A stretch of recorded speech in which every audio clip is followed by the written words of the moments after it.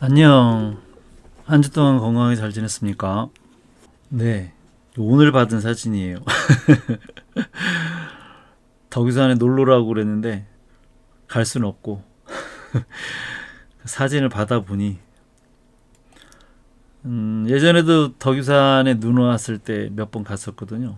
그 케이블 타고 올라가면 되기 때문에 편안하게 정상에 올라가서 정말 아름다운 경치를 한눈에 다 볼 수 있어요. 멋지네요. 근데 정말 추워요, 근데. 예. 사진으로 따뜻한 방에서 바라볼 때는 좋은데 막상 그 세찬 바람을 맞으면서 보기에는 음, 좀 추워요. 그래도 사진으로 보는 것보다 직접 보면 감탄이 나오죠. 아, 진짜 갑자기 막 더웠던 날씨, 그죠? 며칠 전에 더워서 정말 옷을 후루루 벗고 반팔로 다닐 것 같은 느낌이었는데 순간 비가 오더니 추워졌어요. 이럴 때 가장 감기 조심하시고요. 나는 그 몸이 이렇게 좀 으실으실하면 미리 쌍화탕을 먹어요. 한번 아프면 아무것도 못하니까. 그래도 아플 때는 뭐 어쩔 수 없지만. 아, 수지님은 부산에 살아요?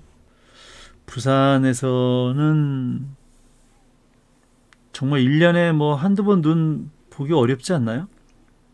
부산도 몇 번 가봤는데 제주도도 바람은 많이 부는데 한두 번도 안 와요? 아, 근데 뭐 우리 대한민국은 일일 생활권이니까 그냥 잠깐 시간 내서 이렇게 호로록 이렇게 중부지방까지만 오면 덕유산까지는 그렇게 오래 걸리지 않으니까 충분히 보고 갈 수 있죠. 문제는 뭐 거리가 멀어서라기보다 몸이 꼼짝을 안 하죠. 장판에 달라붙어서 안 떨어지잖아 잘. 근데 이럴 때일수록 좀 움직이는 게 좋죠. 뭐 코로나 핑계 대고 뭐 집에 있었던 세월이 너무 길기도 하지만 그 사이에도 사실은 사람이 없을 때 평일 같은 때 조금만 나가면 우리나라엔 또 개천변이나 가까운데 공원들이 워낙 많아요. 사람들이 많지 않은 그런 데 가서 산책도 좀 하고 좀 활기차게 자기 생활 관리, 건강 관리를 좀 하는 것이 좋은 것 같아요.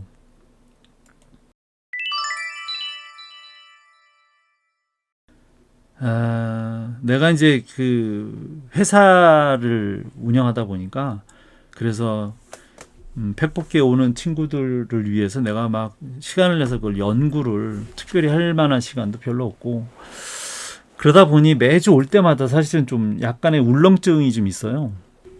내가 대학 교수가 됐을 때 20여 년 전에 첫 강의를 들어갔을 때만 무슨 얘기를 했는지 모를 정도로 긴장을 해서 그때는 도대체 무슨 소리라고 나오는지는 기억이 잘 안 나요. 애니메이션 하지 마세요.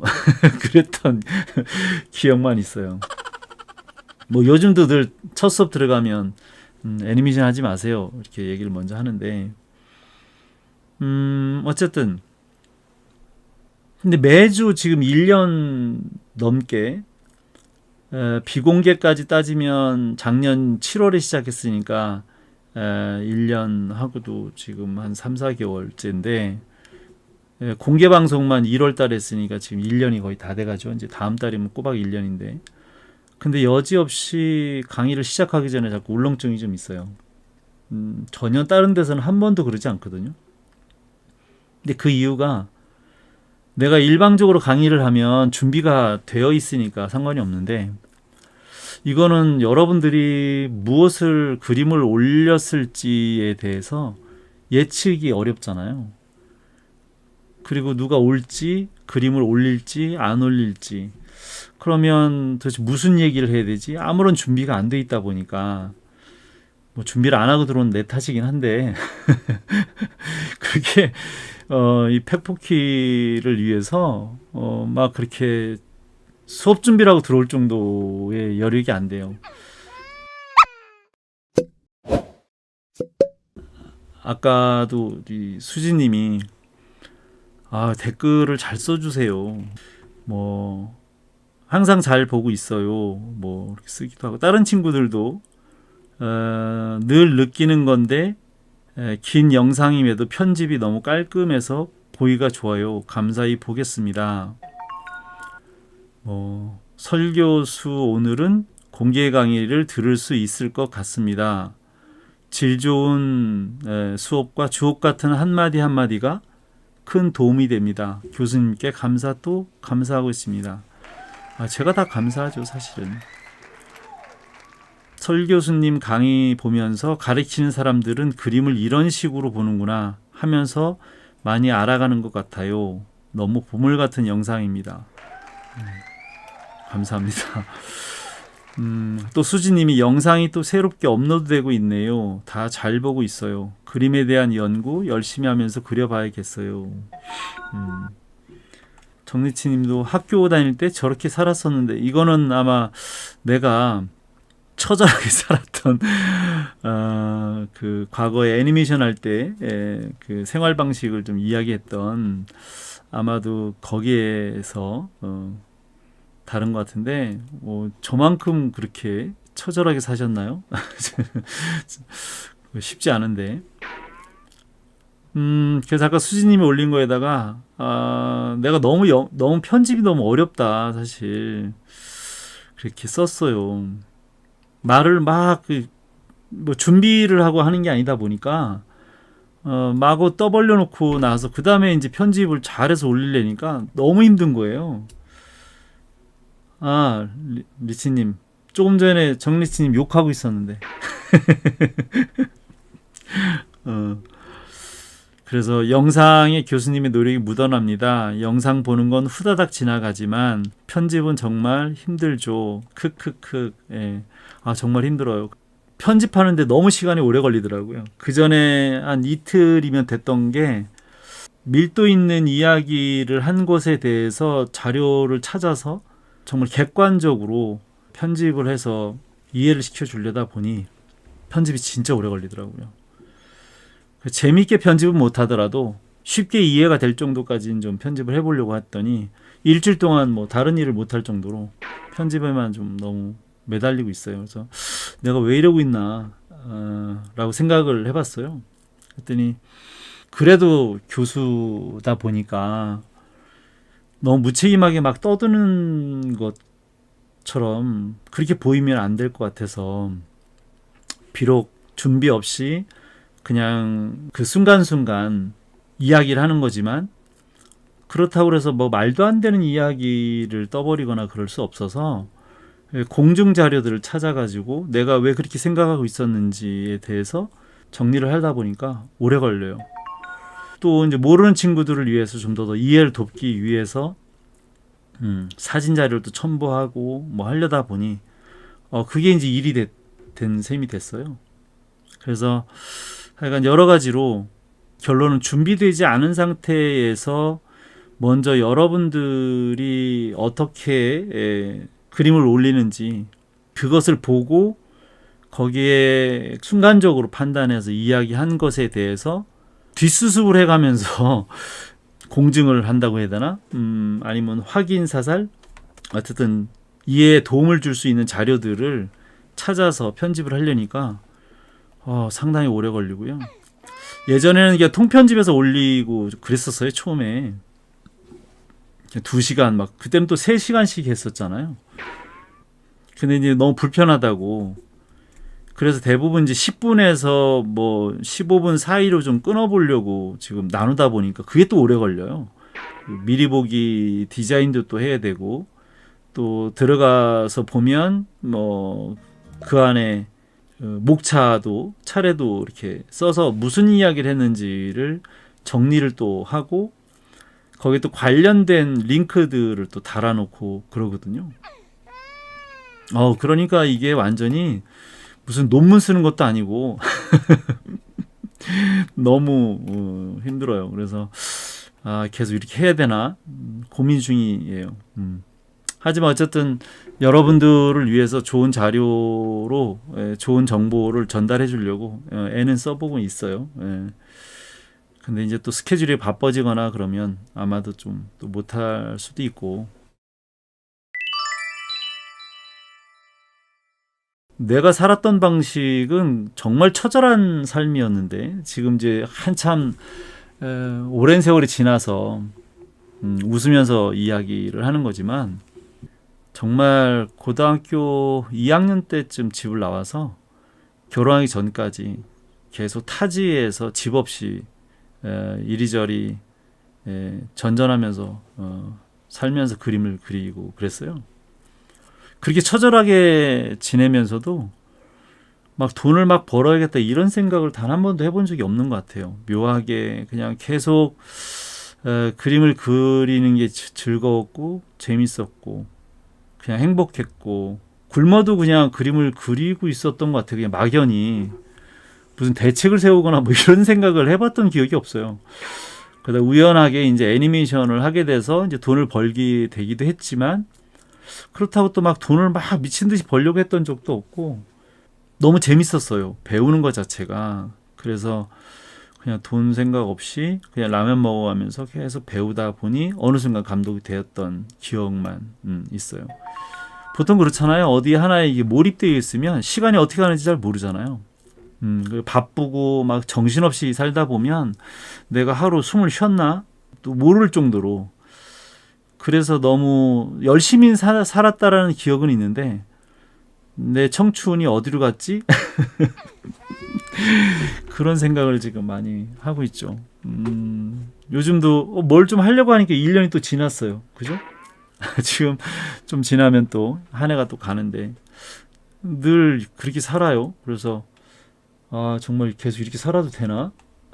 그런 생각이 들 정도로 마치 몇 년 안 살은 것 같은 느낌.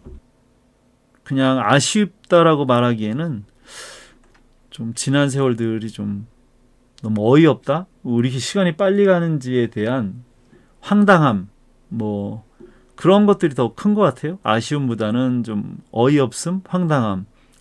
내가 왜 이 나이가 됐지? 그런 거. 그래서 난 누가 나이를 물어보면 죽어도 39이라고 하거든요. 한 번도 39을 넘어가 본 적이 없어요. 어쨌든 뭐 여러분들하고 재밌게 또 소통하려면 나이를 먹으면 안 되니까. 아, 수지님이 구도에 따른 장면 연출 분석해 보면 좋을 것 같아요. 네, 다들 좋다고는 합니다. 근데 이제 어떻게 하는지가 이제 문제고 어렵죠. 많이 참여를 좀 같이 해서 해야 되는데 지브리 같이 유명한 명작부터 시작해 보면 어떨까요? 그죠? 내가 보기에는 지브리 좋은 작품을 만드는 회사죠. 근데 너무나 잘 알고 있잖아요.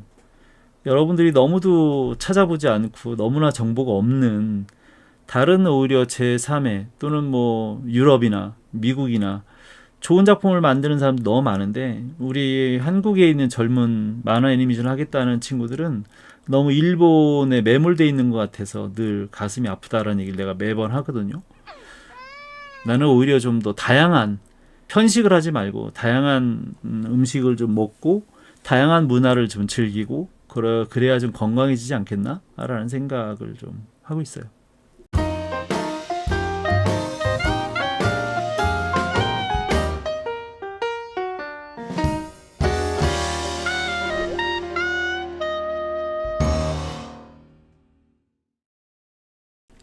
오늘 그림을 올린 친구들이 없는데 나중에 뭐 편집된 영상을 볼 거라고 생각하고 이 토정 한국인님이 포스 드로잉에 대해 찾아보던 중에 설 교수님을 알게 되면서 그려본 크로키입니다. 많이 서툴어서 부드럽게 팩폭 부탁드려요. 부드럽게 해달라고 부탁을 했어요. 일단 좀 보고 넘어갈게요. 언젠가는 뭐 오실 건지 아니면 나중에 영상이라도 보시면 될 것 같아요. 부드럽게 해달라 그래서 부드럽게 봐주려고 빠르게 잠깐 이렇게 전체 그 운동감만 잡았어요. 그러고 나서 이제 오면 자세하게 설명하려고 했더니 안 오는 바람에 차이가 느껴지시긴 하나요? 운동감이 보이시나요?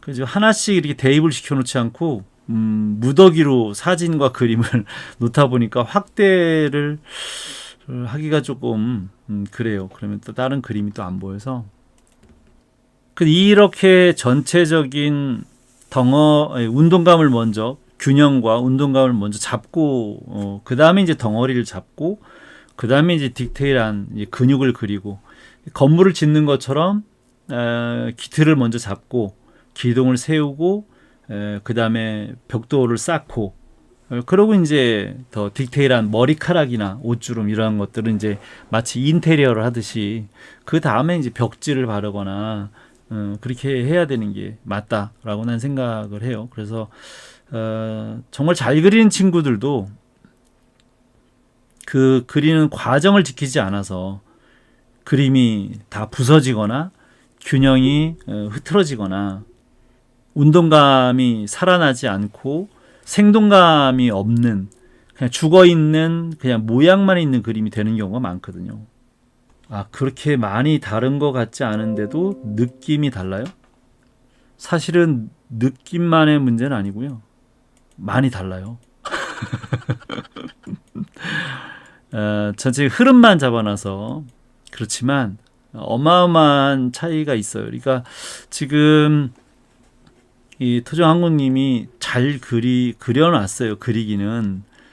그런데 조금 가만히 들여다보면 약간 안 좋은 습관이라고 해야 되나요? 아니면 뭐 습관이라기 보기에는 일부러 이렇게 그렸는지는 잘 모르겠는데 일단 그림평을 먼저 부드럽게 좀 해보자면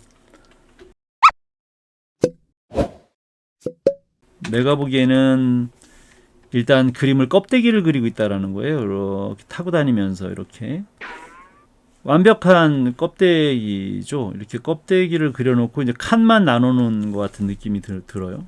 팔도 마찬가지고 이렇게 전부 다 위서부터 쭉 그려내려거든요. 근데 그 얘기는 뭐냐면 여기가 다 지금 거리가 똑같다는 거예요.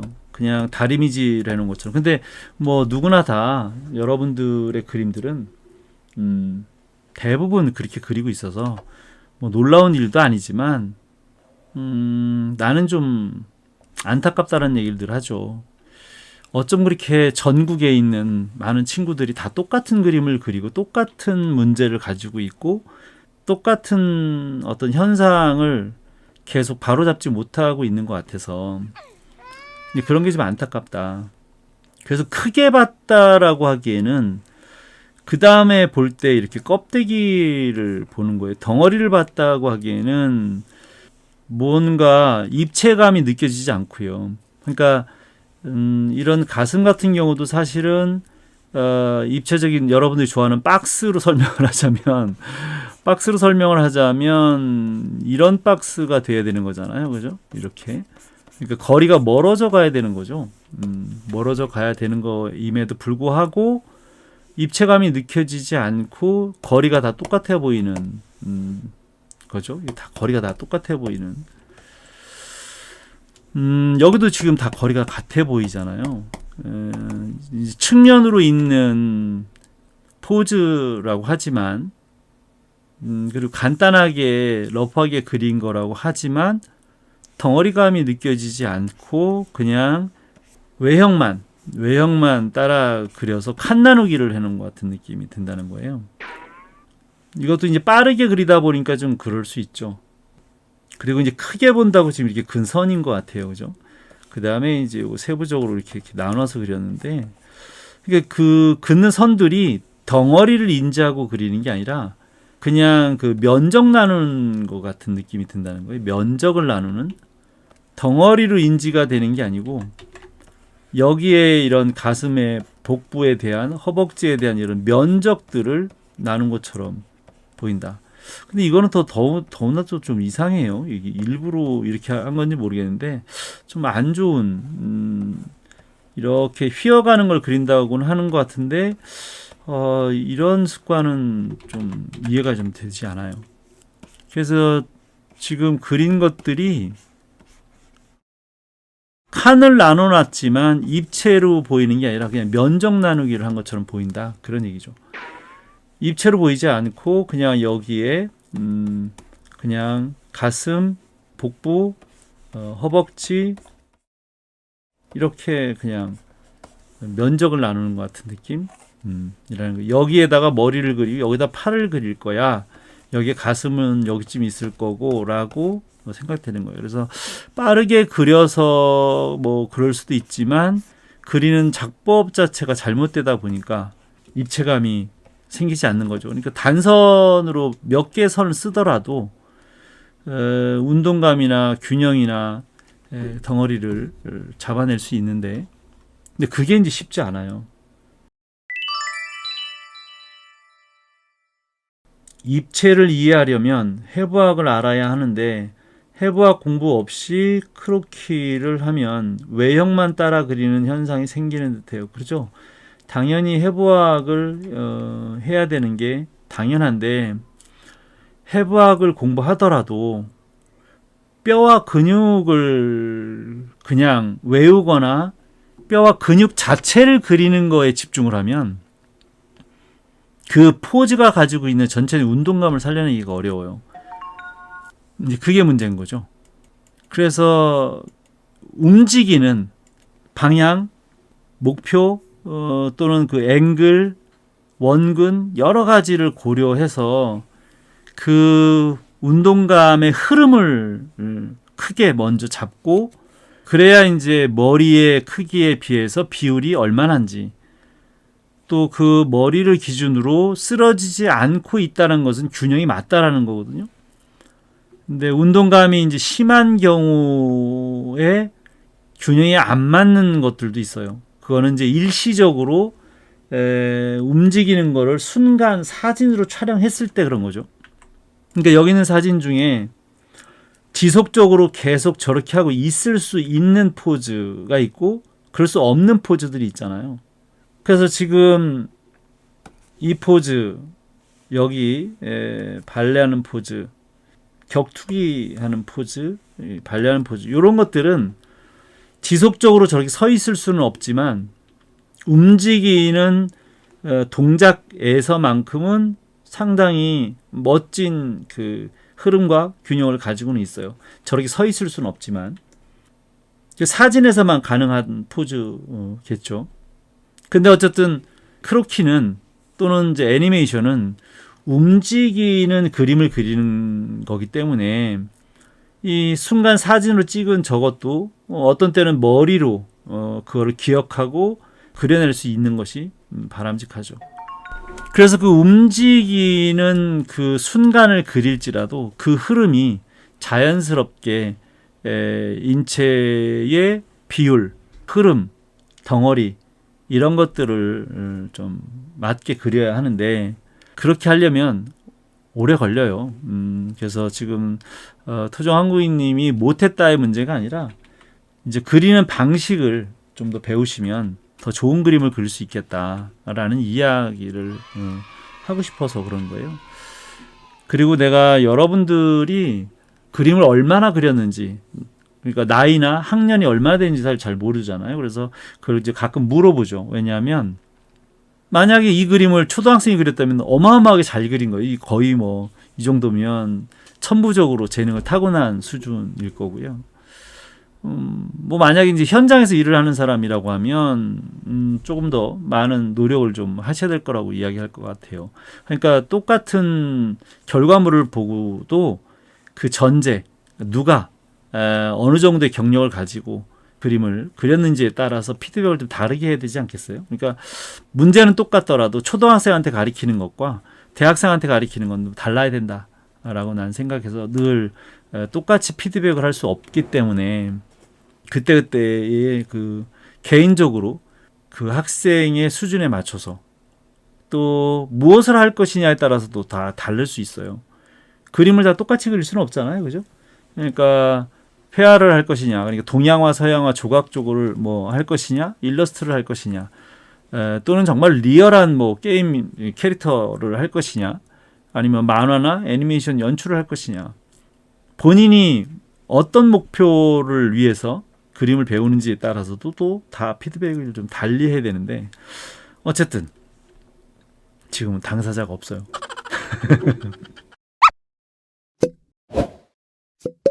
그래서 그냥 그림만 보고 이제 이해를 했을 때, 적어도 어쨌든 뭐 그냥 대학교 한 1학년쯤, 대학교 초년생쯤 되지 않을까. 그래서 지금 첫 번째 포즈부터 잠깐만 조금 디테일하게 한 번만 더 봐준다면, 그림들이 좀 작아서 여러분들이 지금 잘 보일래는지는 잘 모르겠어요. 무엇으로 지금 시청하고 있는지에 따라 좀 다르지 않을까 싶어요. 모니터로 보고 있는지 핸드폰을 보고 있는지 에 따라서, 핸드폰을 보고 있으면 아마 너무 작아서 안 보이지 않을까 싶기도 한데, 일단 최대한 한번 그럼 키워볼까요? 이렇게 비교가 되시나요? 지금 이 벽에 서서 이렇게 거의 꺾어서 이렇게 내려오는 정도 수준으로 어마어마한 그 유연성을 가지고 있는 모델이에요. 저 정도면 거의 공포물에 나와야 되지 않나? 벽이나 천장이나 아니면 TV나 뭐 이런 데서 막 이렇게 저렇게 계속 걸어 나올 것 같은 느낌? 예. 그냥 허공에 이렇게 있을 수 있는 포즈는 절대 아니고요. 어쨌든 지금 여기 벽면이 이렇게 뒤에 있어야 되는 상태에 머리를 완전히 이제 꺾어서, 그죠? 지금 이제 얼굴은 보이지도 않아요. 이제 머리카락이 가려져서. 그래서 턱을 당겨서 목이 아마 경추가 확 꺾여진 상태에 이제 흉부가 이렇게 있고, 흉부를 이제 들어 올려서 복부가 있고, 거기에 이제 허리 이렇게 이제 옷을 이렇게 걸쳐 입어서 포스가 이렇게 옷이 당겨져 가는 게 이렇게 보이고 있어요. 그다음에 이제 어깨가 이제 최고를 통해서 이제 상완 내왔는데, 손은 이제 힘을 빼고 있다 보니까 이렇게 약간 이렇게 S자처럼, 그러니까 지금은 힘을 빼고 있는 거라서 약간의 차이처럼 보이지만 흐름이 좀 더 릴렉스하게 이렇게 놓으면 손목이 약간 뒤로 꺾여 가지고요. 팔도 이렇게 될 거예요. 그래서 반듯한 게 아니고 이렇게 휘어 있다고 보시면 돼요. 그러니까 요 상완의 시작이 돼서 이 주두에서 다시 이 팔목에서 이제 중족골로 해서 지골로 이렇게 내려올 때, 거기에 이제 뒤에 3두, 2두, 그 다음에 이제 굴근이나 상완 요골이나 이렇게 달라붙어 있으면, 이게 그냥 반듯하다기보다 해부학을 가만히 이렇게 자세히 들여다보면 이렇게 그 휘어진 느낌을 알 수 있어요. 사람에 따라 이제 유연성에 따라서 또 근육의 양에 따라서 이제 그게 얼마만큼 휘어지느냐가 달라지는 것 뿐이지 반듯하지는 않아요. 재훈님 안녕. 네. 자, 그래서 별것도 아닌 것처럼 보이지만 사실 공부를 하려고 마음 먹고 보면 정말 배워야 될 게 정말 많거든요. 그래서 계략적으로 그냥 그림을 몇 장 봐주는 걸로 사실 끝날 문제는 사실 아니에요. 네, 그래서 그냥 여기 팩복기에서는 그냥 맛보기만 뭐 해주는 정도 수준이라서 이거 정말 한 포즈만 가지고도 설명할 게 어마어마하게 많은데, 정작 팩복기를 통해서 정말 하는 얘기가 너무 많다 보니까. 자, 그래서 이 발도 보면 내가 크게 빨간색으로 그렇게 그려놨었지만, 또 자세하게 들여다보면 여기도 발이 이렇게 S자로 이렇게 휘어져 있어요. 사진도 그렇게 돼 있는데 보이시나요? 예? 그냥 아주 미세하게 돼 있어서 확대를 한번 해서 보여줄까요? 정말 그런지. 이제 해상도가 조금 낮아 보이긴 한데, 팔이 이렇게 해서 이렇게 휘어져 있잖아요. 이렇게. 가슴이 없으니까 등 같아. 이거 진짜 공포물에 나오는 거 아니야? 이거 혹시 얼굴 요 아래에 있는 거 아닐까? 이거 여기 벽에 이렇게 얼굴을 넣고 가슴이 여기 있는 거 아닌가? 엉뚱한 생각이 드는데. 그래서 이제 허벅지가 나오고요. 이 두 개가 지금 양발이 두 개가 다 모여서 그런 건데 이렇게 허벅지가 나오고 그 다음에 이제 경골 앞부분 나오고 중족골이 나와서 이제 지골이 이렇게 돼 있어요. 그러니까 이걸 조금 더 과장하자면 이렇게 돼 있다라는 거거든요. 이게 그죠? 보이시나요? 자, 그래서 사진을 그냥 단순하게 그냥 모양만 보면 이렇게 보여요. 그냥 이렇게 휘어서 그냥 뒤에 기대고 있겠지라고 생각을 하는 건데 가만히 보면 이거는 사진을 정확하게 보고 그렸다기보다 이제 관습에 젖어 있는 정도로 자기 머릿속에 있는 일본식 그림을 그린 것처럼 보여요. 일본식 그림이 또 이런 스타일로 그리거든요. 전혀 해부학의 공부가 완전히 안 된 상태에서 그림체를 그냥 예쁜 그림체를 관념적으로 이제 외우다 보니까 당연히 허벅지라든지 종아리라든지 이렇게 매끈하게 그리잖아요, 대부분. 그죠? 일본 캐릭터를 그릴 때.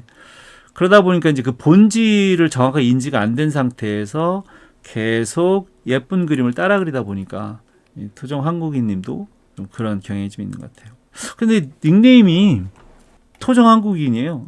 근데 누구나 다 왜 그런지 모르겠지만 우리만 계속 일본식 그림을 자꾸 본의 아니게 다수의 흐름에 그냥 이렇게 그냥 몰려가다 보니까 이렇게 그리는 건가요?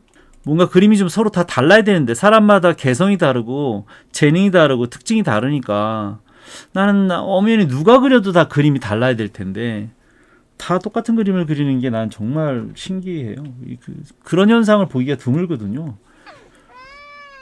그걸 통제하려고 막아도 안 되는 중국 같은 거 보세요. 그렇게 한류를 막으려고 틀어 막으려고 해도 중국에 있는 많은 사람들이 오징어 게임을 보잖아요.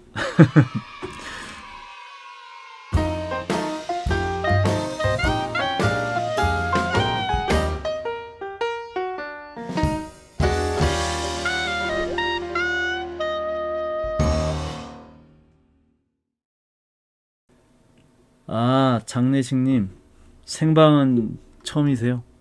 네, 아까 그 댓글 쓴 거를 제가 읽었어요. 네. 아, 근데 닉네임을 왜 해필이면 장례식이라고 지셨어요, 그래? 무서워. 저승사자도 아니고. 이모티콘이라고 해야 되나요? 이 아이콘도 그냥 검정색이고. 아, 장례식이 개성이에요? 글쎄요. 개성치고는 재밌어요. 일단 궁금해지더라고요. 도대체 누굴까? 성격이 참 독특하다.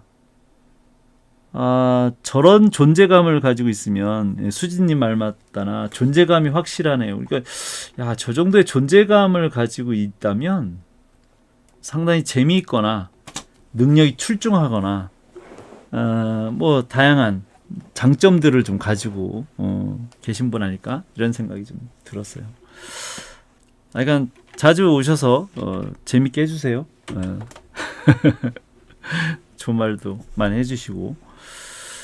자, 두 번째 것도 보면 훨씬 더 힘있고 역동적이죠. 사진이 상당한 그 포스를 가지고 있죠. 그래서 지금 이 배우가 이 손에 상당히 그 힘을 주고 엄청나게 지금 스트레칭을 이렇게 했어요. 쭉 뻗어서. 그러면서 가슴, 이 골반이죠, 사실은. 골반을 내밀고, 뒤에 다리를 쭉 뻗었는데, 여기도 보면 허벅지가 이렇게 들어가 있고, 그 다음에 경골, 그 다음에 이제 중족골, 이렇게 있어서, 이것도 지금 이렇게 S자로, 이런 흐름을 가지고 있거든요. 이 앞쪽도 이렇게 골반까지 나와서는, 이 허벅지, 이 무릎이 쭉 들어갔다가 다시 중족골이 이렇게 나와요. 그래서 흐름들이 결국 반듯한 곳이 없어요, 인체는. 그게 생기질 않아서. 그래서 상당히 멋진 포즈예요. 그래서 멋진 그림을 그리려면 일단 포즈를 먼저 분석을 할 수 있어야 되거든요. 그래서 실제 사진에 비해서 너무 서 있어요. 그죠? 뒤로 확 제껴서 머리가 뒤로 더 쭉 뻗어야 되는데 이 정도 되면 머리가 여기쯤 있어야 돼요. 여기 뒤쯤에 이렇게 머리가 뒤쯤에 있고 가슴이 나오고 골반이 나왔다가 그죠? 예. 그래서 이 흉부가 있고 그다음에 허리 있고요. 그다음에 골반 있고 그다음에 허벅지 그다음에 비복근 쭉 뻗어서 있고 그다음에 중족골 이렇게 있고 그다음에 뒤에 종골 그다음에 발 이렇게 돼 있는 거죠. 그래서 여기도 이제 허벅지가 있고 무릎을 약간 는 상태에서 그렇다고 뭐 무릎이 뭐 쑥 들어가거나 뭐 그럴 수 있는 건 아니라서 약간 눌린 힘에 약간 포스에 눌린 정도 수준의 종아리가 이렇게 있고 그 다음에 발을 약간 세웠어요, 그죠? 세워서 이렇게 있는 거예요. 그래서 팔도 완전히 쭉 뻗어서 저쪽 뒤편에 이제 반대팔이 안 보이지만 거기도 어쨌든 전체적으로는 이렇게 스트레칭된 포스를 가지고 있어요. 그래서 이 앞쪽에서 이렇게 S자로 내려오고 이 다리 이쪽도 S자로 내려오고 전부 다 그런 아주 강렬한 그런 포스를 가지고 있는 포즈라고 생각이 든다. 그런 거죠. 지금 이분이 고른 포즈들이 다 아주 역동적인 포즈들이에요, 다. 그래서 적당히 있는 포즈들이 아니라서 어려워요. 그래서 되도록이면 초보자들은 격정적인 포즈들을 안 하는 게 좋아요.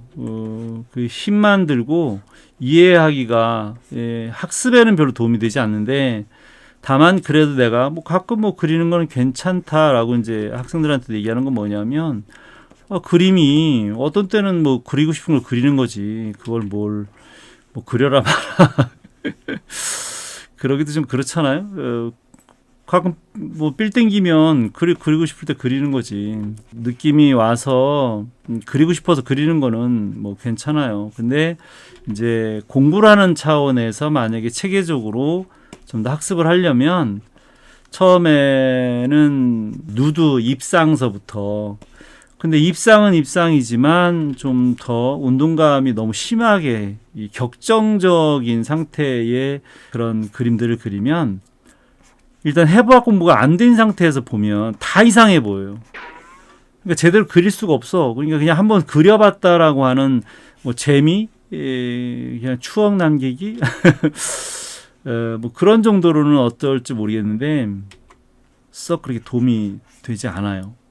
모르고 그리기 때문에 그냥 단순히 재미는 있을지 몰라도 결국은 이제 그려놓고 나서도 이제 만족감이 떨어질 거거든요. 글쎄. 만족할 수 있는 건 아마도 그런 걸 거예요. 자기가 이제 그린 게 잘못된 게 안 보이니까. 잘못된 게 보이면 괴로울 텐데, 뭘 잘못 그렸는지를 모르면 뭐 괜찮게 느껴질 수도 있겠죠. 나도 지금 오늘 그림이 잘 안 돼요. 지금 그림을 연습하고 들어오는 게 아니라서 늘 안타깝죠. 원래 또 그림을 또 잘 그린 사람도 아니지만 연습을 좀 하고 좀 이렇게 들어와서 하면 좋은데 전혀 그런 거 없이 그리다 보니 이해를 좀 해주세요. 여기 있는 뭐 운동감이야 뭐 당연히 이렇게 돼 있는 건 이제 보일 거고요. 발도 이렇게 S자로 이렇게 꺾어진 거 보일 거고요. 자, 이거는 정말 무지막지하게 격한 포즈인데 그래서 이걸 그려야 되나 말아야 되나 상당히 고민이 되는데 그냥 크게만 볼게요. 왜냐하면 지금 얼굴을 다리에다 이렇게 묶고 등을 완전히 이렇게 구부려서 허리가 올라가서 이것도 머리를 상당히 더 숙인 상태에서 다리 더 많이 올라가서 이렇게 있어야 되는 거네요. 다리도 더 많이 올라가서 이렇게 내가 처음에 그냥 대충 그린 것보다 훨씬 더 강력한 운동감을 가지고 있는 포즈예요. 근데 어떻게 저렇게 관절을 꺾고도 괜찮은가요? 이거 발이? 저 정도 되면 병원에 실려갈 것 같은데 다리가 부러질 것 같은데 지금 상당히 많은 곡선을 가지고 운동을 하는 포즈라서 상당히 역동적이네요. 자, 그 다음 포즈도 얼굴을 들고 뒤로 고개를 제낀 다음에 가슴, 흉부를 내밀고 그 다음에 골반이 이렇게 있고 그 다음에 이제 허벅지가 있고요.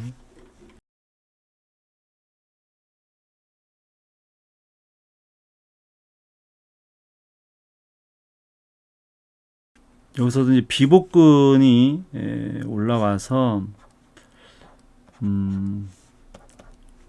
이렇게 서 있는데 지금 나와 있는 걸 보면 사실은 뒤로 이제 몸을 제끼면서 이 골반과 이 허벅지 여기가 지금 더 도드라지게 나온 부분이에요. 사실 앞쪽으로. 그 다음에 이제 힘이 들어가 있는 이런 비복근 다리를 이제 발짝 세우고 섰거나 힘을 줘서 뒤로 꺾어서 접거나 그런 데 지금 도드라지고 있고 손은 연기 때문에 이렇게 손가락 끝을 이렇게 벌린 곡선을 타고 이렇게 S자로 전부 다 흐르듯이 이렇게 그려야 돼요. 그래서 반듯한 곳이 없어요. 전부 다 이렇게 S 라인으로 다 이렇게 휘어져 있어야 돼서 그죠? 전부 다. 근데 그런 거 없이 그냥 모양을 그리다 보면 운동감이 전혀 살아나거나 생동감이 있거나 덩어리가 생기지 않거든요. 면적을 잡았다는 이유가 바로 그래서 그런 거예요. 덩어리나 원근이나 그 흐름을 보고 그려야 되는데 그게 쉽지 않죠.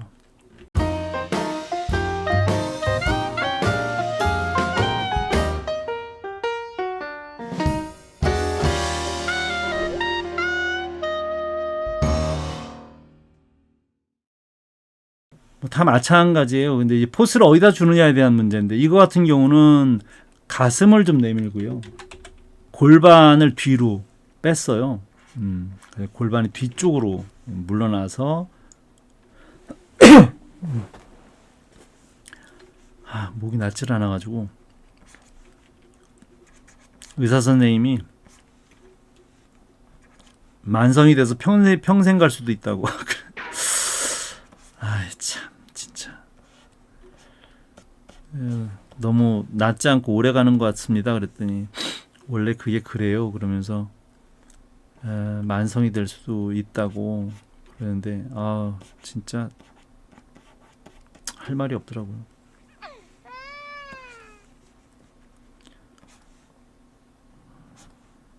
말하는 게 직업인 사람인데 말을 못하게.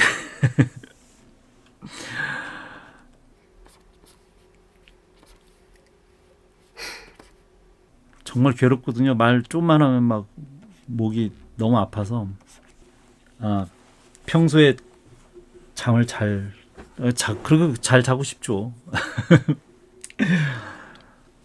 근데 강의가 있을 때는 또 아침 9시부터 이제 대학 강의를 시작해서 저녁에 또 이제 개인 강의가 또 있고 그런 날이 많아요. 오늘 같은 팩뽑기 하는 날 오늘만 이제 시간을 좀 비워놔서 저녁에 이것만 하면 되지만 그래서 개인적으로 정말 팩뽑기에다가는 엄청난 지금 시간 할애를 하고 노력을 하고 있는 거예요.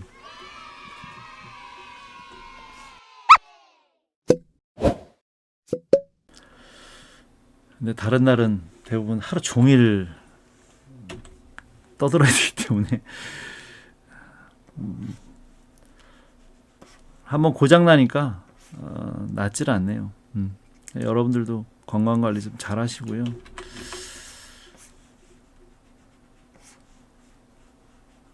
건강은 건강할 때 지키라는 말이 맞는 것 같아요. 한번 고장 나고 나니까 회복이 어려워요. 독학하는 저는 이런 영상이 너무 좋아요. 도움이 된다니까 감사합니다. 개인 지도를 받으러 오는 친구들 가르칠 때하고 그냥 똑같이 해요. 뭐 굳이 뭐 다르게 할 것도 아니고 더 많은 설명을 하려고 애는 많이 쓰죠. 이제 좀 다른 게 있다면 개인한테 특화가 돼 있지 않아서 그때도 뭐 어느 영상에서는 그런 영상 그렇게 얘기를 했는데 단순히 그림 크로키만 봐주지 않거든요.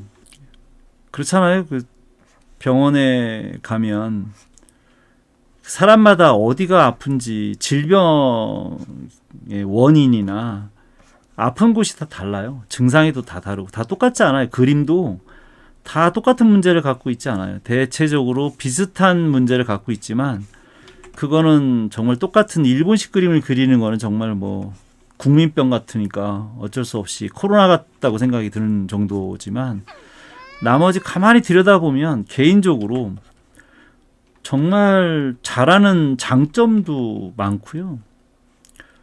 분명히 더 잘 그릴 수 있는데 전혀 본인이 그거를 자기의 잠재력을 의식하지 못하는 친구들도 있고 또 본인이 하고 싶은 게 크로키만이 아니잖아요. 원래 크로키가 아니라 이 포스 드로잉을 배워서 자기가 캐릭터 디자인을 한다거나 뭐 일러스트를 한다거나 뭐 만화를 한다거나 애니메이션 연기 연출을 한다거나 그러는 거죠.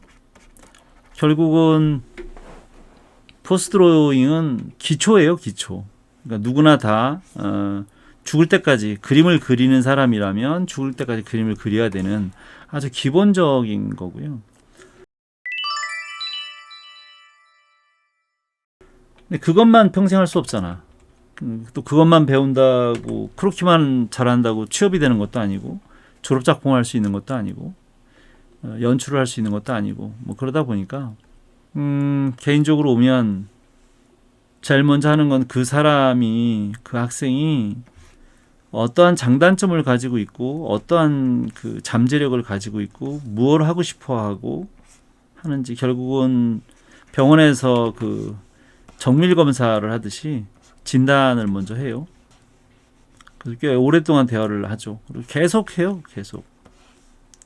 그러면서 이제 하나씩 이제 기본적인 이렇게 포스로잉을 먼저 가르쳐 주죠. 이게 뭐를 하더라도 그림이 안 되면 아무것도 못 하니까 당연히 이걸 먼저 하죠. 근데 그러고 나서는 이제 뭐 디자인을 하거나 일러스트를 하거나 뭐 배경을 하거나 콘티 특히 이제 영상 작품을 만들 때가 제일 힘드니까 이제 그런 것 때문에 많이 지도를 받죠. 주로 이제 학교를 다닐 때는 이제 학년작이나 과제도 마찬가지고 과제 영상도 마찬가지지만 이제 특히 이제 졸업 작품 같은 거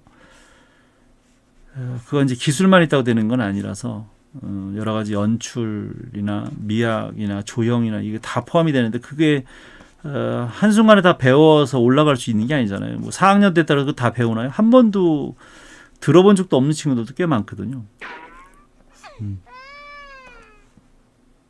그러다 보니 1학년부터 4학년까지 다 있고요. 배우는 게 다 다르고 그다음에 이제 가장 이제 아이들이 도움을 많이 받는다고 하는 것은 이제 주로 진로지도. 자기가 뭘 잘하는지, 뭘 할 수 있는지 그걸 몰라요. 4학년이 될 때까지. 그냥 뭐 하고 싶어요라고는 얘기하는데 졸업하면 무슨 일을 할래? 잘 모르거든요. 자기 관리도 잘 안 되는 친구들이 꽤 많고, 주로 이제 멘탈 관리 해준다거나 진로 지도를 하는데, 단순히 취업만이 진로 지도는 아니에요. 그건 정말 잘못 생각하고 있는 거거든요. 그건 정말 삶을 어떻게 살아갈 것이냐에 대한 문제인 거지, 단순히 어느 회사를 갈 것이냐라고만 생각을 하니까 풀기가 어려운 거예요. 그거는 아닌 거죠. 그래서 단순히 그냥 그림을 그리는 테크닉을 가리키거나 그러는 사람이 아니다 보니까, 이런 거는 정말 아주 기초죠. 가장 쉬운 거죠. 그냥 해부학 공부하고 포스의 흐름, 무게중심 균형, 이런 것들만 계속 보고 듣고 하다 보면 익힐 수 있어요. 그런데 이제 문제는 내가 그려주는 게 아니고 여러분들이 그릴 수 있어야 하기 때문에 반드시 여러분들이 연습을 해야 되는 거죠. 그러니까 내가 방법은 알려주는 거지만 노력은 여러분들이 해야 돼요. 이게 구경한다고 느는 게 아니거든요. 여러분들이 이걸 체득. 내가 직접 경험을 통해서 반복적으로 훈련을 통해서, 마찬가지잖아요. 음악을 하는 사람이든 운동을 하는 사람이든 안다고 되는 게 아니라 그것을 몸이 기억할 때까지, 그걸 체득할 때까지 계속 반복 훈련을 해야 되는데, 그걸 잘 안 하는 거예요. 몰라서 그러는 게 아니라 안 하는 거죠. 근데 이제 몰라서 못하는 문제도 있기 때문에 처음에 어떻게 하는지를 이제 방법을 알려주는 거예요. 왜냐하면 너무나 잘못된 방식으로 그림을 그리는 친구들이 많아서. 그런데 이제 알려줘도 못 고치는 경우가 많죠. 계속 옆에서 컨트롤을 해줘야 되는데 그게 안 되는 거야. 머릿속으로는 그래야 되는 건데 라고 생각을 해놓고 막상 그리다 보면 그리던 습관대로만 계속 그리고 있거든요. 머리는 알고 있지만 막상 잘못된 습관을 오랫동안, 적어도 뭐 3년 5년씩 그린 친구들은 어려워요. 내가 뭐 늘 비교할 때, 내가 지금 피곤해 담배하고 비교를 늘 하는데, 뭐 짧은 기간 동안 담배 핀 친구들은 끊을 때 쉽죠. 근데 막 10년 20년씩 넘게 핀 사람들이 담배 끊기가 쉽나요? 어렵지. 알지만, 몸에 건강에 안 좋다는 거 알지만 잘 안 되듯이 그게 어려운 거예요, 사실은. 그래서 계속 옆에서 컨트롤 해주고 계속 뭐가 문제가 있는지, 또 다른 문제가 또 자꾸 생기기도 하고요. 또 하다 보면 또 장점이 막 보여요. 이런 것도 할 줄 아네? 이런 걸 해보니까 또 잘 풀어가네? 뭐 이런 거 있거든요. 그래서 한 번을 보고 한 번 이야기한 걸로 끝나지 않고요.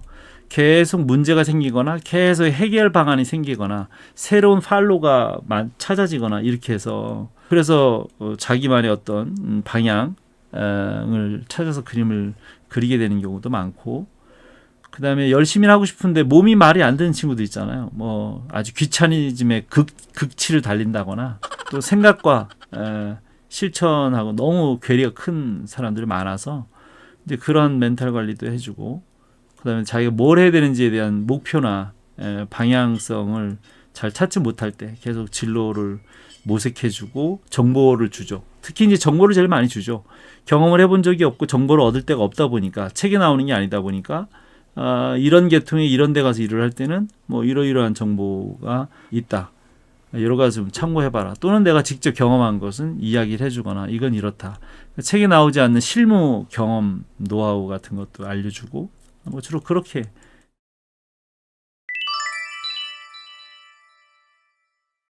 자, 어쨌든 이 토종 한국인님은 그림을 못 그리지 않아요. 잘 그리는데 무언가 지금 똑같이 껍데기를 그리는 건 아주 기본인데, 그 외에 지금 근육들을 그려 나갈 때 특히 이것처럼 이건 습관이 돼서 그런 건지, 아니면 습관이 아니라 뭐 잠깐 그렇게 하는 건지 모르겠는데, 이렇게 뭐 이렇게 엮어 놓듯이 이렇게 그리는 거, 그거는 좀 문제가 좀 있지 않을까라고 생각하고요. 빨리 뭐 간단하게 그리려다 보니까 뭐 그렇게 될 수도 있지만, 그럴지라도 빨리 그리더라도 일단 운동감을 먼저 잡아서 이렇게 놓고, 그 다음에 덩어리를 찾아서 그리고, 그 다음에 이제 디테일한 근육들을 나중에 그리는 거예요. 근데 처음부터 정확하게 그린다는 생각을 하면 부담스러워서 못 그려요. 그러니까 처음에는 뭐 약간 틀릴 수도 있죠. 그냥 전체적으로의 균형, 흐름만 대략 잡으면 돼요. 그러면 다듬어가면서 좀 정정을 해서 바로 잡으면 되고요. 그 다음에 또 이제 근육을 그려 나갈 때 더 디테일하게 정확하게 묘사를 하면 되거든요. 그래서 처음부터 막 너무 정확하게 그려야 된다라는 강박을 가질 이유는 없는 것 같고, 그냥 편안하게 전체를 봐야 되는데 처음부터 전체를 안 보고 디테일한 부분을 자꾸 보다 보면 자꾸 무너져요. 전체가 오히려 전체를 잡아내지 못하고 다 흐름이 없이 전혀 다른 포즈가 된다고요. 운동감이 완전히 달라지거나 균형이 달라지거나 비율이 달라지거나 그런 실수를 자꾸 범하게 되니까 처음부터는 좀 크게 먼저 보고 그 다음에 하나씩 잘라 들어가야 되는, 이거는 뭐 세상 살아가는 방식은 다 똑같다고 생각해요. 정치를 하는 사람이나 건물을 짓는 사람이나 그 어떤 사업을 해도 전체적인 걸 먼저 잡고 그 다음에 세부적으로 찾아 들어가는 것은, 이건 뭐 누가 말을 하지 않아도 이건 철칙이지 않을까. 나는 그냥 상식선에서 이해가 될 수 있는 방법을 택해서 하는 것이 가장 배울 때는 바람직하다. 나중에 그것을 뛰어넘을 정도의 뭐 훈련이 돼 있다거나 재능이 있다면 그건 상관이 없죠. 뭐 눈가를 하나서부터 뭐 그리기 시작해서 하거나 뭐 손가락 하나서부터 그려 나가거나 뭐 이런 사람들도 있더라고요. 보니까 그런 건 이제 정밀 묘사를 한다거나 뭐 이런 사람들이겠지만 다 그런 그림만 그리는 게 아니잖아요. 그래서 보통 예외를 뺀 몇 사람을 빼고 나면 그 어떤 세상을 살아가는 사람도 전체를 먼저 균형을 잡고 전체적인 안배를 다 하고 그러고 나서 세부적으로 사업을 하든 뭐 음식을 만들든 건물을 짓든 그렇게 찾아 나가는 건데, 여러분들 대다수들이 대부분 머리서부터 머리카락부터 그려나가고 얼굴을 먼저 이목구비를 그린 다음에 그 다음에 얼굴이 예쁘게 잘 나오면 그 다음에 이제 뭐 몸을 하나하나를 껍데기를 그려가기 시작하고 이런 식으로 하니까 그럼 뭔가 잘못됐어요. 얼굴을 예쁘게 그리는 데만 너무 매몰돼 있는 게 내 가슴이 너무 아파요. 늘 젊은 청춘들이 다 그러고 있으니까 뭐 몇 사람 그러는 거야 이해가 되는데 그게 너무 안타깝다. 그러지 않았으면 좋겠다. 세상은 그렇게 하지 않는다. 그 누구도. 드로잉 할 때 뭐가 중요한지 알게 되어서 도움이 많이 됩니다. 감사합니다. 도움이 되셨다니. 저는 몇몇의 다른 그 이상한 유튜버들처럼 자기의 뇌피셜로 얘기하는 거 이런 거는 별로 좋아하지 않아요. 나는 워낙 평생 너무나 오랜 동안을 그림을 그렸고 만화 애니메이션을 해왔고 또 너무 오랜 동안 아이들을 가리키면서 그 노하우가 응집되어 있는 부분도 있지만 대부분 서로 학생들이나 우리 팀원들이나 그 나하고 같이 일했던 모든 동료들이 내 이야기를 듣고 공감하고 같이 작업을 하고 배우고 작품을 했던 이유가 누가 봐도 이해할 수 있는 상식선에서 설득을 하는 거라서. 근데 오로지 자기 방식대로만 그리거나 잘못된 거를 마치 정답인 양 이야기하는 그런 분들이 너무 많아서 도대체 왜 그런가라고 봤더니 사회 전반의 만화 애니메이션계가 다 그렇게 돼 있더라고요. 그래서 매주 안 빼놓고 자꾸 얘기하게 되는데 만화 애니메이션 코너에 가서 그 책들을 봐도 다 그렇고요. 다 잘못된, 정말 다 보면 안 되는 책들이 너무 많고 유튜브에서 얘기하시는 것도 뭐 얼굴 그리기, 손 그리기 다 하는 그 방식들도 다 문제가 있고요. 안 그러신 분도 당연히 있지만 모르겠습니다. 어떻게 해야 될지 고민 중이에요. 마치 일제시대 때 혼자 독립운동하는 듯한 느낌이에요. 네.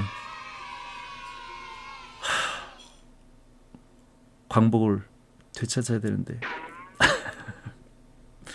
자, 어쨌든 그래서 지금 토종 한국인님, 이 닉네임은 마음에 드는데 토종 한국인 잘 하시겠죠? 네, 열심히 잘 하실 거라고 생각하고요. 그림을 하여간 좀 형식적으로 외형이나 모양만 면적만 그리지 마시고 확실하게 그 본질을 좀 이해하고 그릴 수 있도록 해박 공부 열심히 하시고 처음에는 아까 얘기한 것처럼 전체를 먼저 보시고 그 다음에 덩어리를 잡고 그 다음에 디테일한 걸 나중에 이거는 그 어떤 것도 다 똑같은 방법이라고 생각합니다. 자, 그래도 그림 올려주셔서 감사하고요. 언제라도 이 영상 보시면 언제 한번 생방에도 오세요.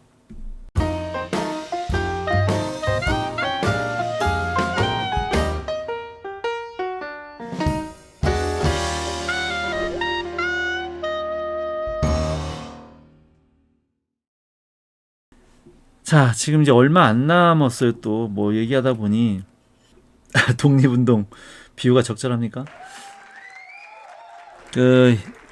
마침 일제시대 때 태어나셔서 지금까지 애니메이션을 하고 계신 김청기 감독님께서 대한민국 문화훈장을 받으셨다고 나한테 연락이 오셨어요. 이것 때문에 온 건 아니고요. 지금 유튜브 채널을 운영하고 있다. 놀러와라 라고 말씀을 하시길래 그래서 종종 이제 와서 봤어요. 왔는데 오늘 어젠가요? 어제 봤더니 문화훈장을 받으셨다고 영상을 올리셨더라고요. 이렇게 훈장을 받으시고 뭐 여러 가지 뭐 시계도 받으시고 이렇게 하셨더라고요. 축하한다고 이제 메시지 보내드리고 그랬어요. 그래서 여러분들이 그 김청기 감독님을 잘 아시나요? 아마 그냥 태권브이 정도? 여기 이제 써 있는 것처럼 태권브이의 아버지 김청기 감독입니다. 근데 이제 10월 22일 날 받으셨는데 영상은 이제 지금 이제 올리셨네요. 많은 친구들이 축하 메시지를 올렸는데 연세가 지금 80이 넘으신 것 같은데 그럼에도 불구하고 유튜브 채널을 하세요. 잘하고 못하고 떠나서 로봇 태권브이에 대한 표절 시비 뭐 이런 거에 대한 얘기도 사실 좀 많았죠. 태권브이를 못 보셨어요? 아마 여러분들이 보면 재미없을 거예요. 워낙 이제 그 세월이 지난 거기 때문에 우리나라 최초의 장편 애니메이션을 만든 것은 신동원 감독님의 홍길동이거든요. 원래 동생분의 그 신동호 화백이 그리신 풍운하 홍길동을 애니메이션으로 만든 한국 최초의 극장 장편 애니메이션으로 만든 게 그게 67년도 그죠 여기 있죠. 67년도 1월 21일 날 개봉을 한 거예요. 나중에 이제 이 홍길동도 한번 보세요. 영상을 돌아가셨지만 여기 설다무에도 신동훈 감독님께서 사인해 주신 게 있어요. 이렇게 예전에는 종종 뵙고 모시고 같이 술도 먹고 했었죠. 김청기 감독님도 내가 있던 학교에도 오시고 종종 만나고 했었어요. 그래서 같이 이렇게 이 어르신들하고 어울려서 술 먹는 사진도 설다무에 좀 다 있어요. 링크도 다 걸어놓고. 그다음에 만화가 이두호 선생님이 직접 우리 가족들을 위해서 그려주신 것도 있고, 마르치 아라치의 임정규 감독님도 계시고 다 돌아가셨죠. 다른 감독님, 지금 여기 안재훈 감독도 자주 내가 스튜디오에 자주 놀러 가서 그림 그리는 걸 보고 작품에 대한 얘기도 많이 나누고 했었는데, 여기 이제 젊은 친구들 사인이고 오세영 작가 사인도 있고 한데, 지금 여기 또 무녀도 안재훈 감독의 무녀도 지금 11월 24일 날 개봉한다고 올라와 있고, 여기에 들어가 보면 아마 초청 공연 상영 있을 거예요. 관심 있는 친구들은 좀 가서 많이 좀 보시고요. 자, 어쨌든 뭐 이래나 저래나 우리 대한민국 애니메이션, 만화 애니메이션을 이끈 선구자적인 분들이 많은데, 그 중에 한 분이라고 이제 생각을 해요. 또 이 김청기 감독님을 찾아보면 너무 비난을 하는 그런 글들이 꽤 있더라고요. 그건 알겠는데 지난 역사를 지금의 잣대로 모든 것들을 단죄하려고 하면 뭐 잘한 사람이 어디 있겠어요, 그죠? 그래서 그 당시에는 그 당시의 시각으로 좀 이해를 좀 해주는 그런 관점도 좀 필요하다. 근데 역사가 지나고 봐도 도저히 용서될 수 없는 그런 과오. 그러니까 그 당시에 봐도 너무 그건 잘못되어진 것은 역사가 지나도 잘못됐다라고 판단이 되어지는 부분들이 꽤 있죠. 뭐 표절 시비 같은 경우도 잘못됐지만 그 당시에는 뭐 정말 저작권에 대한 개념이 없었다. 뭐 이렇게 뭐 핑계를 댔다라고 생각하는 분들도 있는데 우리나라 한국 애니메이션 산업이 상당히 열악했었어요. 나는 이제 뭐 1세대가 아니고 여기 이제 신동원 감독님 같은 경우는 정말 대단하신 분이죠. 67년도에 한국 최초의 장편 애니메이션을 만들었다라고 하는 것이 마치 여러분들은 지금 만화 애니메이션과를 다니면서 그냥 애니메이션 야 보니까 재미없어 뭐 야 저 정도 나도 만들겠어 뭐 이렇게 얘기하면 그렇게 이야기하는 만약에 후학이 있다면 그건 정말 쌍놈이에요, 쌍놈. 그건 정말 쓰레기 같은 놈이에요. 그렇게 얘기하면 안 된다라고 난 생각해요. 그 어떤 작품을 봐도.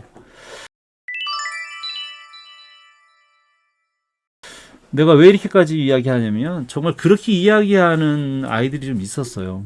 여러분들의 시각으로 60년대의 작품을 평가를 하는 것은 그건 아니라고 봐요. 그리고 일본이나 중국하고 비교할 수 있는 것도 아니에요. 왜냐하면 우리 한국은 오랜 동안 일제 강점기의 지배를 받았단 말이에요. 그래서 일본 같은 경우나 중국 같은 경우는 애니메이션의 역사가 한 20년대, 10년대, 17년도, 20년도 이때에 대부분 만들었어요.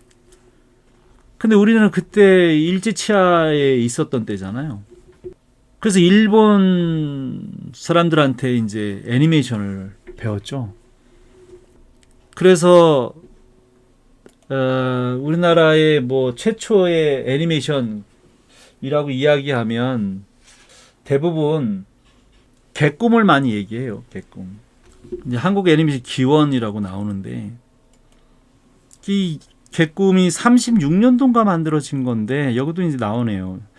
애니메이션 강국 일본의 경우 1920년대부터 애니메이션이 만들어졌다라고 이렇게 돼 있는데 이제 그쵸 여기 17년도에 시모가와 보고텐 세 사람이 만든 이모가와 게이조 문지기 이모가와 게이조라고 되어 있어요.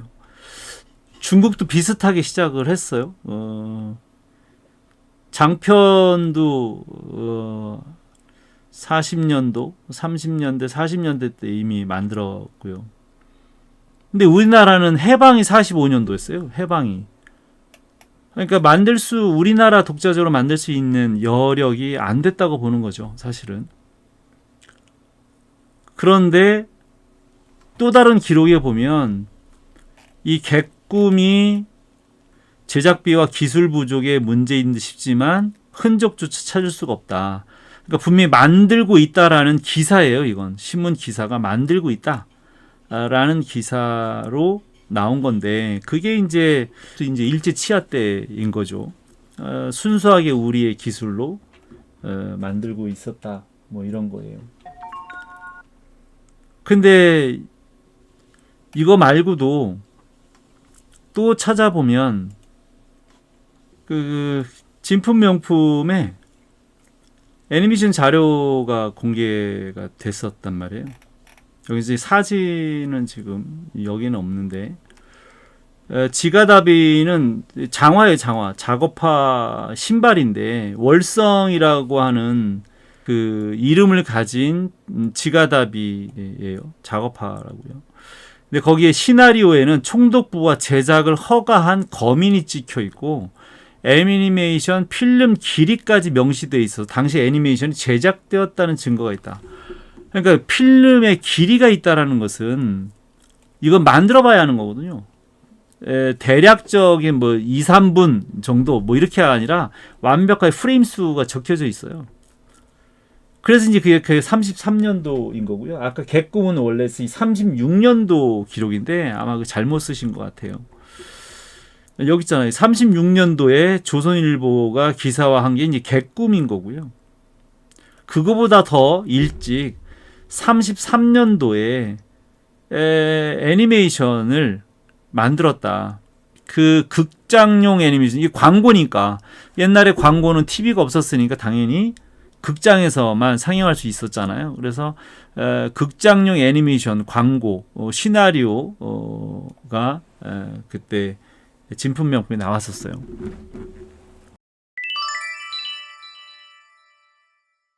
자꾸 한국 최초를 이 오비시날코라고 이야기를 하고 있지만 개꿈은 만들다가 이제 포기하고 못 만드는 거고, 근데 이거는 이미 만들어서 상영을 했고 총독부, 조선 총독부에 검인이 찍혀 있고 애니메이션 필름까지 길이가 있으니까 이거 만들어져서 상영을 했다라는 거거든요.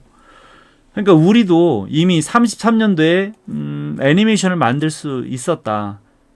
그러니까 20년 1917년도에 일본에서 애니메이션을 만들었으니 당연히 그 일제 치하에 있는 상태였으니까 당연히 우리 한국 사람들에게 조선 사람들한테 보여주기도 하고 돈도 벌어가기도 하고 또 뭐 시키기도 하고 했을 거 아니에요. 그래서 와서 그래서 이제 기술이 전수가 됐을 거라고 봐요. 그러니까 20년대 이후에 일본에서 아마 그 기술을 전수해 줬으니까 33년에 만들어서 방영을 했다, 상영을 했다라고 한다면 애니메이션을 여러분들도 금방 만들 수 있는 게 아니잖아요. 그러니까 배우려면 그 기술이나 방법을 알려면 적어도 5, 6년 이상 걸렸을 거라고 생각하는 거예요. 그것도 지금처럼 뭐 학원이 있거나 대학이 있거나 해서 가르쳐줘도 여러분들이 3, 4년을 배운다고 해서 애니메이션을 잘 만들 수 있는 게 아니거든요. 근데 하물며 그때는 장비도 거의 없고 애니메이션이 뭔지도 모르고 가르쳐주는 사람도 장비도 뭐 거의 불모지에 가까운 상태에서 어쨌든 일본인들한테 기술을 전수받아서 만들기 시작했다고 하니 내가 보기에는 우리나라도 기록에는 없지만 내가 보기에는 20년대 후반부터는 우리나라도 만들지 않았을까. 중국과 일본보다는 늦었겠지만 그러나 역사적인 상황으로 본다면 일제 치하에 있었기 때문에 그럴 수밖에 없었다라고 생각이 들고요. 그럼에도 불구하고 그 당시에도 자꾸 애니메이션을 여러 개 만들려고 어쨌든 시도가 있었다라는 증거가 있다는 거죠. 얼마나 힘들었겠어요. 지금처럼 컴퓨터를 가지고 하는 게 아니잖아요. 월성 지가답이나 이건 극장용 광고예요. 개꿈도 아주 길지 않아요. 네. 다 만들지 않아서 그렇지만 그래도 좀 단편 애니메이션이고 광고보다 좀 길죠. 문달부 선생님의 그 럭키치약 오비시나코 이 광고예요. 그러니까 짧은 광고나 단편을 만드는 것도 힘든데 신동 감독님은 한국 최초의 장편 애니메이션을 만들었어요. 어마어마한 길이를 미국 방식으로 만들어서 지금 봐도 놀랍게도 그 움직임이나 퀄리티가 괜찮은, 그러면서도 한국적인 해악을 담고 있어요. 누굴 따라한 게 아니라 정말 한국적인 그림체에 한국의 소재를 가지고 만든 분이에요. 정말 대단한 선구자이시죠. 근데 이분에 대해서는 나중에 기회가 되면 또 이야기를 좀 할 기회가 좀 있었으면 좋겠어요. 내가 뭐 역사 전문가는 아니지만 비하인드가 많으세요. 상당히 고통스러운 시간을 많이 보내셨고 몇 해 전에 돌아가셨지만 안타깝기도 하고, 내가 제일 안타까워하는 건 이런 거예요. 지금 태권브이도 뭐 본 적이 없다 라는 친구도 있고, 아마 이 홍길동은 당연히 안 봤을 거고요. 아마 김청기 감독님이나 신동훈 감독님 모를 거예요. 내가 안타까워하는 건 바로 이런 거죠. 일본 작가들, 일본 만화가, 일본 애니메이터들의 그 긴 이름, 우리나라보다 이름이 길잖아요, 걔들은. 그 일본 캐릭터의 이름, 길잖아요.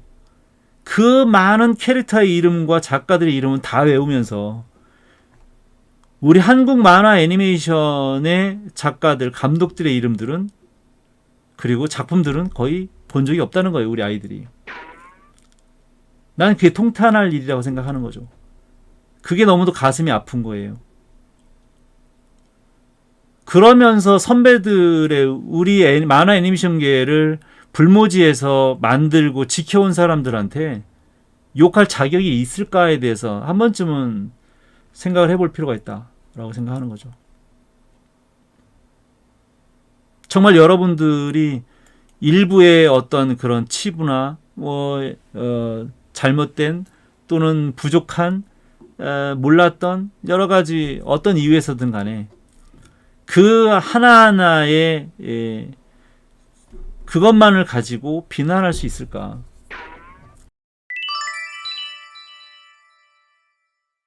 지금 온통 여러분들은 다 일본 만화, 일본 애니메이션에 매몰되어 있는 상태에서 한국에서 한국 만화 애니메이션을 배우겠다고 하는 친구들이 우리의 선배들의 이름, 작품을 본 적이 없다. 그래서 설담후에는 내가 한국 애니메이션을 꼭 보고 감상문을 올려라 라고 하는 매 학기마다 아이들한테 과제를 내요. 근데 과제를 내도 안 보는 친구들이 너무 많고요. 대학생임에도 불구하고 그걸 보라고 학점으로 책정을 해서 얘기하는 것부터가 정말 처절하고 비참한 거죠, 사실은. 과제를 내라고 해서 본다는 그 사실부터가 마음이 아프지만 그래도 안 보는데 일본 애니메이션은 미친 듯이 찾아서 보잖아요. 일본 만화는. 우리 한국 애니메이션도 상당히 많아요. 그리고 여기 있는 거는 불과 얼마 안 된 작품들이에요, 다. 그러니까 옛날에 활동하던 신동훈 감독님이나 김청기 감독님이 어쨌든 활동하던 그 당시 1세대들이 만든 애니메이션들이 비록 퀄리티나 여러 가지 뭐 내용이나 저작권을 봤을 때는 뭐 표절 시비가 많이 붙는 것들도 많이 있지만 어쨌든 그래도 그 열악한 환경 속에서 수많은 작품들을 많이 나름 만들었던 분들이에요. 그분들이 뭐 국가에서 애니메이션이 뭔지 알고 지원을 해줬거나 절대 그런 거 없거든요. 정부에서 애니메이션이 뭔지 알게 된 것도 사실은 90년대 중반쯤에 그 이후에 알게 된 거죠. 그전에는 애니메이션이 뭔지도 아무도 알지 못했어요. 관심이 없었죠, 애니메이션 산업에. 그러고서 이제 2000년 넘어서 이제 정부에서 막 지원 사업 해주고 이제 디지털화 되니까 여러분들은 편안하게 애니메이션을 만들고 만화 웹툰을 만들고 지원 사업 받아가면서 작품을 만들고 하지만 이분들은 장비도 없고 필름이 없어서 뭐 군사용 그 항공 필름을 닦아가지고 거기다가 셀에다가 물감을 칠해서 애니메이션을 만들기도 하고 뭐 이랬다는 얘기들이 많이 있어요. 여러분들은 아마 안 만들어봐서 모를 거예요. 이게 얼마나 처절한 일인지, 이게 얼마나 어려운 일인지, 상상을 초월할 정도로 얼마나 어려운 일인지. 약간 그래 얘기하려면 끝이 없을 정도로 정말 어려운 시절에 한국의 애니메이션을 그래도 만들려고 고군분투하고 애를 썼던 분들이라서 나는 그분들을 비난할 입장은 아닌 것 같다. 어느 사람이나 마찬가지 아니었나요? 하청산업으로 다 기술 다 뺏겨서 가전제품, 뭐 자동차, 뭐 건설 이런 걸 다 해서 이제서 이제 우리가 우리의 이름으로 살고 있는 거예요. 옛날엔 다 우리나라도 중국처럼 짝퉁 만드는데 아주 유명한 나라였어요. 애니메이션만이 그런 게 아니라는 거지. 근데 그걸 난 잘했다고 얘기하는 건 아니에요. 그러나 우리는 정말 전 국토가 일본의 그 일제 강점기의 그 오랜 시간 36년을 지배를 받고 또다시 6.25를 통해서 전국이 다 폐허가 된 상황에서 그게 불과 이제 50년도이고 그 전쟁의 그 폐허에서 그런 광고 애니메이션을 만들고 이 홍길동을 만든 거예요. 이 67년도 개봉이니까 6.25가 끝나고 불과 10몇 년 지난 거예요. 그 사이에 이 애니메이션을 아무도 모르는 거를 배우고 연구하고 막 남이 쓰던 걸 주워다가 만들어서 한 작품이에요.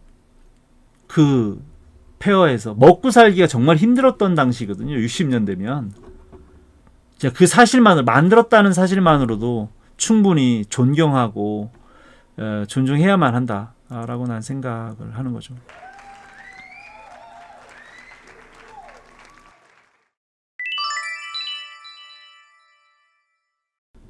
내가 뭐 역사가가 아니라서 더 자세하게 뭐 더 얘기를 해줄 수는 없지만 지금 이제 불쑥 김성인 감독님 문화원장 받으셨다 그래서 보다 보니 너무 비난의 글들이 너무 많아서 잘했다의 문제는 아니고 그런 부분도 불모지에서 나름 한국 애니메이션 산업을 끌어온 공로에 대해서는 좀 인정해 줄 필요가 있지 않을까라고 생각하는 부분이 좀 있고요. 사실은 이해가 안 되고 용서가 안 되는 건 바로 이런 거죠. 그때는 못 살아서 그렇다고 하지만 지금 21세기 2021년인데 지금도 중국이나 일본은 다 지덜 거래잖아. 김치도 지덜 거고 한복도 지덜 거고 이제는 뭐 일본 놈들은 무슨 오징어 게임도 뭐 지덜 거라고 그러고 이런 게 아주 더럽고 치사하고 정말 야비하고 쓰레기 같은 짓인 거죠. 문화 수준이 이제 높아졌고 세대가 달라졌고 그것도 세계에서 가장 최정상에 있다라고 하는 경제 대국이잖아요.